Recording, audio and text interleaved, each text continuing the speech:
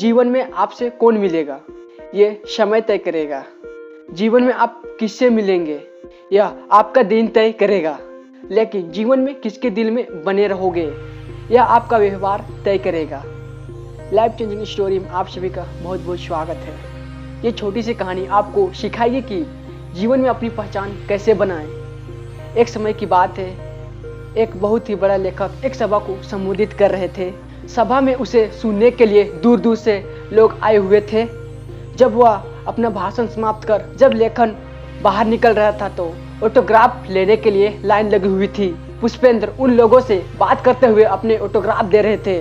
तभी एक लड़का उस भीड़ से लेखक के सामने आया और उस लड़का ने कहा कि मैं आपका बहुत बड़ा फैन हूँ, मैं एक साहित्य प्रेमी हूँ। इसके कारण आपकी लेखिका मुझे बहुत अच्छी लगती है। इसके कारण आप मेरे सबसे प्रिय लेखक भी है। मैंने आपकी सारी पुस्तकें पढ़ी है।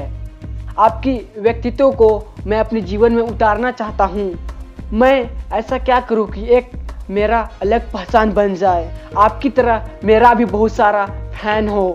ऐसा कहते ही लड़का ने अपने पुस्तक को ऑटोग्राफ के लिए लेखक की ओर बढ़ाया। लेखक ने उस लड़का को उस समय कुछ नहीं कहा और ऑटोग्राफ देकर लेखक उस लड़का को बुक वापस कर दिया। ऑटोग्राफ देते के साथ साथ लेखक कुछ उस पुस्तक में लिख कर दिए थे। उस पुस्तक में यह लिखा हुआ था कि आप अपना समय स्वयं को पहचान दिलाने के लिए लगाएं। किसी दूसरे के ऑटोग्राफ से आपकी पहचान नहीं बनेगी। जो समय आप दूसरे लोगों के लिए देते हैं वह समय आप स्वयं के लिए दे। लड़का इस जवाब को पढ़कर बहुत खुश हुआ और उसने लेखक को बहुत बहुत धन्यवाद कहा। मैं यह आपका वचन जीवन भर याद रखूंगा और अपनी एक अलग पहचान बनाकर दिखाऊंगा। लेखक ने उस नौजवान लड़का को धन्यवाद दिया और सफलता के लिए ढेर सारी शुभकामनाएं भी दी। तो दोस्तों, हमें इस कहानी से यह सीख मिलती है कि पहला, खुद की पहचान बनाने में ध्यान देना बहुत जरूरी है।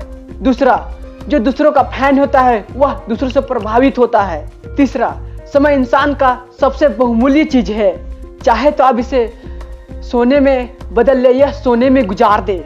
चौथा, आप एक खुद अद्भुत प्राणी है, बस अपने टैलेंट को पहचानने की आवश्यकता है और उस पर मेहनत करने की आवश्यकता है। पांचवा, आपके पास अधिकतम समय 75 साल है। तो आज के लिए बस इतना ही। मिलते हैं एक न्यू ब्रांड वीडियो के साथ। तब तक के लिए धन्यवाद। हंसते रहिए, मुस्कुराते रहिए एंड टेक केयर।